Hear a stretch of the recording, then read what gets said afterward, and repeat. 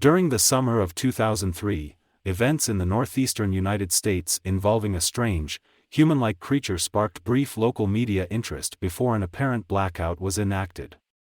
Little or no information was left intact, as most online and written accounts of the creature were mysteriously destroyed. Primarily focused in rural New York State and once found in Idaho, self-proclaimed witnesses told stories of their encounters with a creature of unknown origin. Emotions ranged from extremely traumatic levels of fright and discomfort, to an almost childlike sense of playfulness and curiosity. While their published versions are no longer on record, the memories remained powerful. Several of the involved parties began looking for answers that year.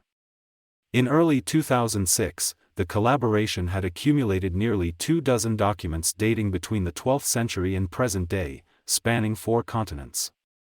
In almost all cases, the stories were identical. I've been in contact with a member of this group and was able to get some excerpts from their upcoming book. A Suicide Note, 1964. As I prepare to take my life, I feel it necessary to assuage any guilt or pain I have introduced through this act. It is not the fault of anyone other than him. For once I awoke and felt his presence. And once I awoke and saw his form. Once again I awoke and heard his voice, and looked into his eyes. I cannot sleep without fear of what I might next awake to experience. I cannot ever wake. Goodbye. Found in the same wooden box were 2 empty envelopes addressed to William and Rose, and 1 loose personal letter with no envelope. Dearest Linny, I have prayed for you. He spoke your name. From a witness, 2006. 3 years ago, I had just returned from a trip from Niagara Falls with my family for the 4th of July. We were all very exhausted after a long day of driving, so my husband and I put the kids right to bed and called it a night. At about 4 a.m., I woke up thinking my husband had gotten up to use the restroom. I used the moment to steal back the sheets, only to wake him in the process. I apologized and told him though he got out of bed. When he turned to face me, he gasped and pulled his feet up from the end of the bed so quickly his knee almost knocked me out of the bed. He then grabbed me and said nothing. After adjusting to the dark for a half second, I was able to see what caused the strange reaction. At the foot of the bed, sitting and facing away from us, there was what appeared to be a naked man, or a large hairless dog of some sort. Its body position was disturbing and unnatural, as if it had been hit by a car or something. Journal entry, translated from Spanish 1880. I have experienced the greatest terror. I have experienced the greatest terror. I have experienced the greatest terror. I see his eyes when I close mine. They are hollow. Black. They saw me and pierced me. His wet hand. I will not sleep. A Mariner's Log, 1691. He came to me in my sleep. From the foot of my bed I felt a sensation. He took everything. We must return to England. We shall not return here again at the request of the Rake. At this point I was somewhat under the assumption that we were supposed to help him. My husband was peering over his arm and knee, tucked into the fetal position, occasionally glancing at me before returning to the creature. In a flurry of motion, the creature scrambled around the side of the bed, and then crawled quickly in a flailing sort of motion right along the bed until it was less than a foot from my husband's face.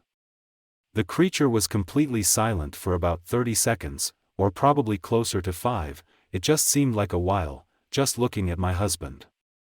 The creature then placed its hand on his knee and ran into the hallway, leading to the kids' rooms. I screamed and ran for the light switch, planning to stop him before he hurt my children.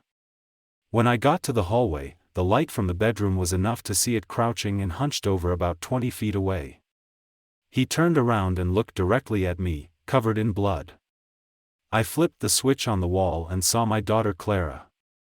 The creature ran down the stairs while my husband and I rushed to help our daughter. She was very badly injured and spoke only once more in her short life. She said, "He is the Rake." My husband drove his car into a lake that night, while rushing our daughter to the hospital. They did not survive. Being a small town, news got around pretty quickly.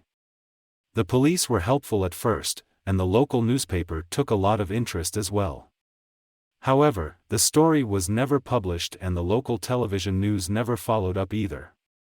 For several months, my son Justin and I stayed in a hotel near my parents' house. After we decided to return home, I began looking for answers myself. I eventually located a man in the next town over who had a similar story. We got in contact and began talking about our experiences. He knew of 2 other people in New York who had seen the creature we now referred to as the Rake. It took the 4 of us about 2 solid years of hunting on the internet and writing letters to come up with a small collection of what we believe to be accounts of the Rake. None of them gave any details, history, or follow-up. One journal had an entry involving the creature in its first 3 pages, and never mentioned it again. A ship's log explained nothing of the encounter, saying only that they were told to leave by the Rake. That was the last entry in the log. There were, however, many instances where the creature's visit was one of a series of visits with the same person. Multiple people also mentioned being spoken to, my daughter included. This led us to wonder if the Rake had visited any of us before our last encounter. I set up a digital recorder near my bed and left it running all night, every night, for 2 weeks. I would tediously scan through the sounds of me rolling around in my bed each day when I woke up. By the end of the 2nd week, I was quite used to the occasional sound of sleep while blurring through the recording at 8 times the normal speed. This still took almost an hour every day. On the first day of the 3rd week, I thought I heard something different. What I found was a shrill voice. It was the Rake. I can't listen to it long enough to even begin to transcribe it. I haven't let anyone listen to it yet.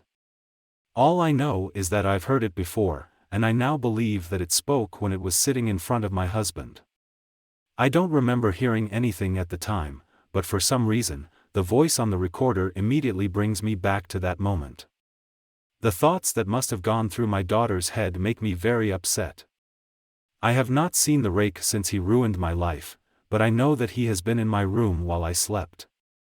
I know and fear that one night I'll wake up to see him staring at me.